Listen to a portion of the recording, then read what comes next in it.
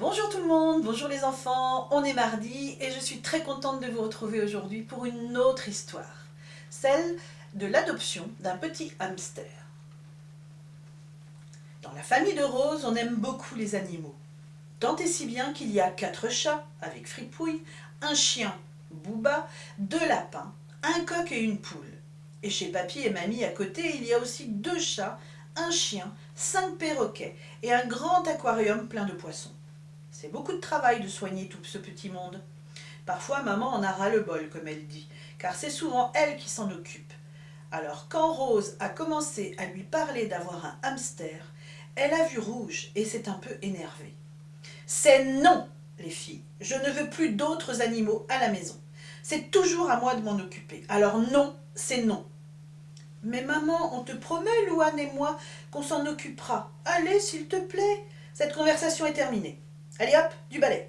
Allez ranger vos chambres plutôt et oubliez ce hamster. Louane et Rose quittèrent la pièce car elles savaient que quand maman était énervée comme ça, ce n'était pas la peine d'insister. Elles regardèrent quand même sur internet le prix d'un hamster et la façon de s'en occuper. Comme ça, elles réessayeraient avec papa quand il rentrerait du travail ce soir. Mais sans maman.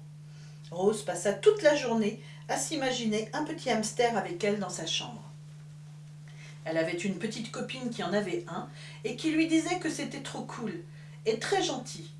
Mais la bataille avec maman n'était pas gagnée. Il allait falloir insister et se battre un peu.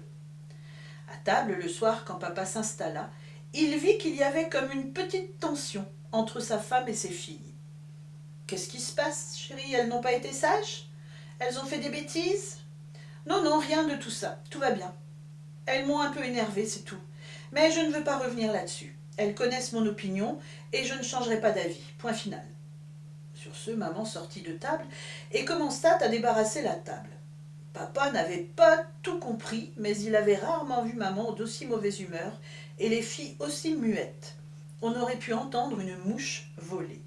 « Je vais prendre un bain, dit maman, ça me fera le plus grand bien. » Quand ils ne furent plus que tous les trois, papa essaya d'en savoir un peu plus. « Vous m'expliquez?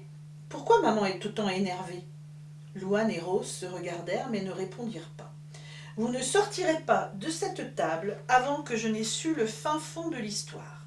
Allez, je vous écoute. » Rose prit une grande inspiration et se lança.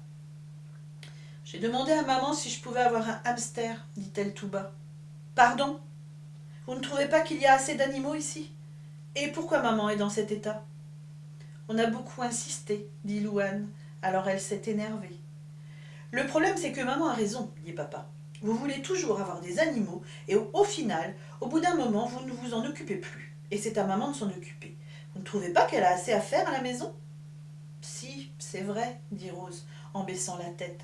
Mais là, je te promets, papa, que si on en a un, je m'en occuperai. Promis, promis, promis. Pour l'instant, le sujet est clos, et je suis d'accord avec maman. Allez, débarrassez vos assiettes et au lit. On passera tout à l'heure vous faire un bisou. Toute la nuit, Rose pensa au hamster et à la façon de faire changer d'avis à maman. Elle finit par s'endormir, les rêves pleins de petits hamsters courant dans la maison.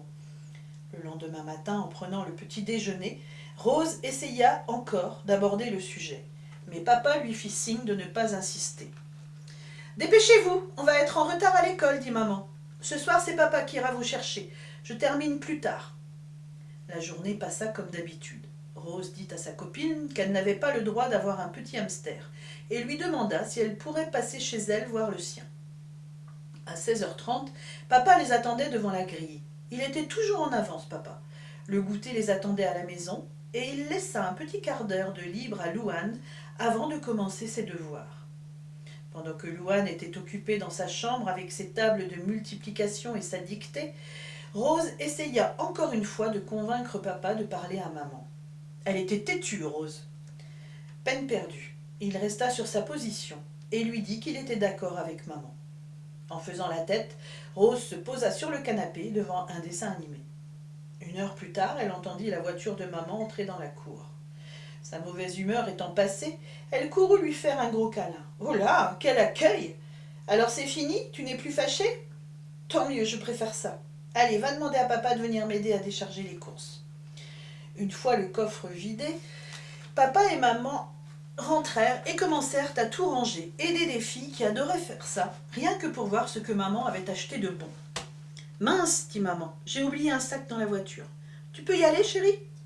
Papa sortit en souriant. Quand Rose le vit revenir par la baie vitrée, il tenait une cage dans ses bras. Une cage? Il portait une cage? Louane, Louane, viens vite! Viens voir, vite! Louane sortit en trombe de la chambre, se demandant pourquoi sa sœur criait comme ça. Bouba, qui dormait sur le canapé, fit un bond tellement qu'il eut peur, et Fripouille se réfugia sous le buffet. Papa posa la cage sur la table, puis, sortant une petite boîte de sous sa veste, la donna à Rose en lui disant de faire très attention. Il ouvrit la porte de la cage, posa la boîte à l'intérieur et l'ouvrit. Là, une petite boule de poil sortit le bout de son nez. Puis, très curieux, commença à faire le tour de la cage. Rose et Louane étaient très contentes que maman ait changé d'avis. « Merci, merci, maman, dit Rose en lui sautant dans les bras. Je suis tellement contente. Je vais bien m'en occuper, tu vas voir. C'est papa qu'il faut remercier. C'est grâce à lui que j'ai cédé. Maintenant, c'est à vous de jouer, en faisant bien attention à lui et à Fripouille aussi. Car pour votre chat, c'est comme une souris. Et on sait combien Fripouille adore les souris.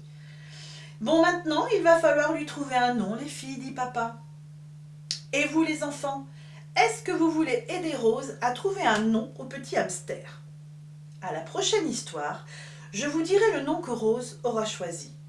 Alors à très vite les enfants. Au revoir.